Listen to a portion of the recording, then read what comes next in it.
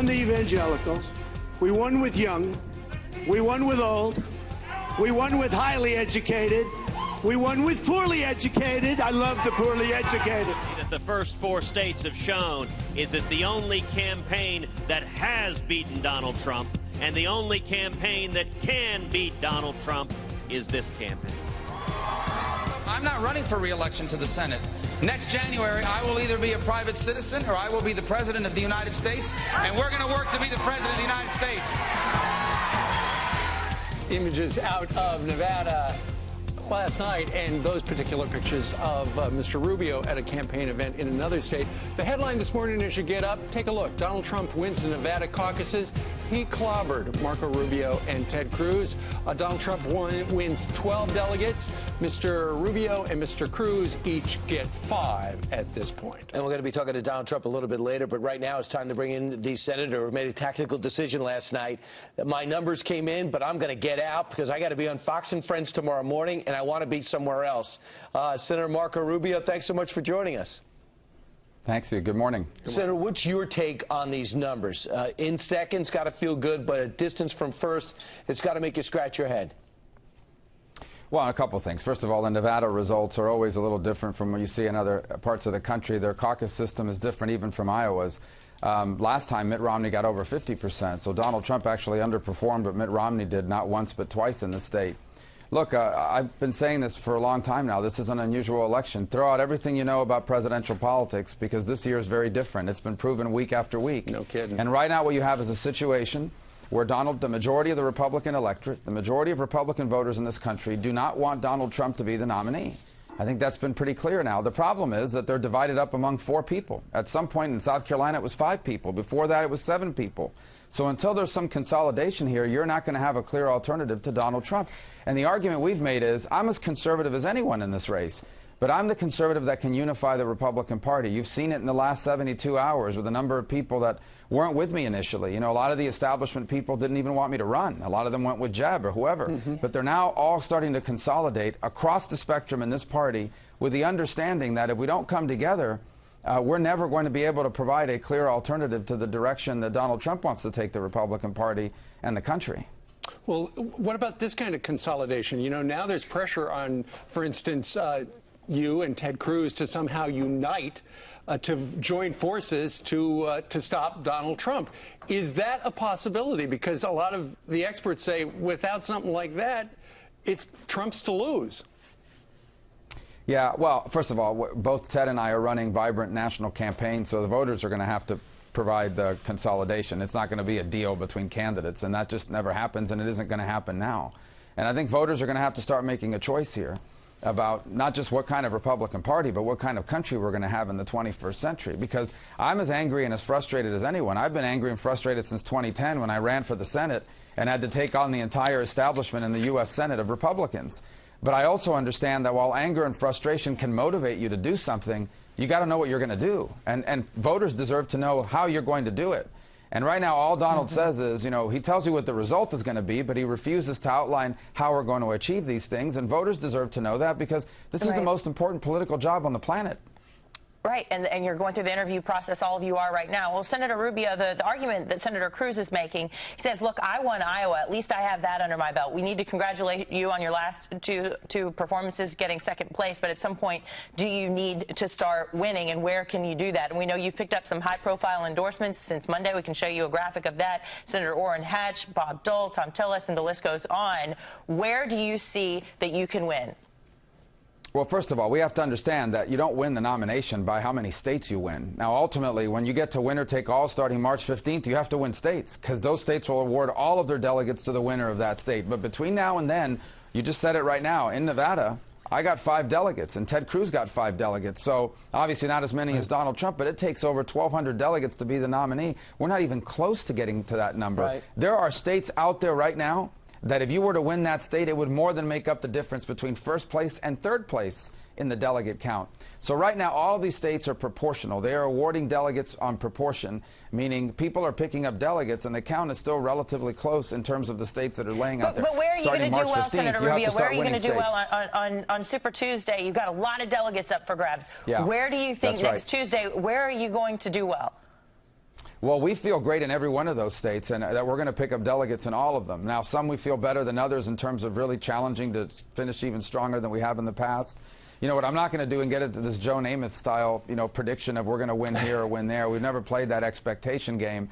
I'm going to tell you, though, we feel really good about next Tuesday. We're 6 days away. We have an organization and a good team and a good plan for every state on the map.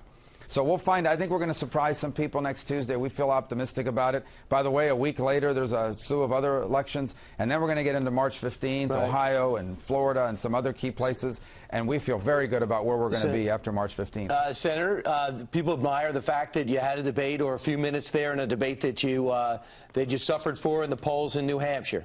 You came back from that, did well, and did well again, coming in second place. People admire the way you're campaigning. You're doing it in a positive way. But is it possible that you're seeing what happened to Ted Cruz when he went at Donald Trump? You saw what happened to Jeb Bush and Governor Perry when at Donald Trump, and they suffered in the polls. Is that the reason you're not going at Donald Trump, because you're concerned about the outcome? No, look, first of all, we have gone at Donald Trump, but when it's been on policy. Look, at the last debate, Donald Trump said George W. Bush was responsible for 9/11, and I took him on that issue. But here's what I don't understand. I know that everybody's dying to see Republicans tear each other up because it makes for great coverage. I'm not saying you guys in general, but in general, everybody in the press wants to see a food fight because it's great content. It drives the conflict that, of course, helps with ratings and makes shows more interesting. I'm not in this race to beat up on other Republicans. If I'm attacked, I'm going to set the record straight. If there's a policy difference, we're going to talk about those. But I'm not in this to beat up on Republicans and call Republicans names. I want us to win this election. Well, I don't want Bernie Sanders or Hillary Clinton to be president. I didn't do a good job of making my statement then.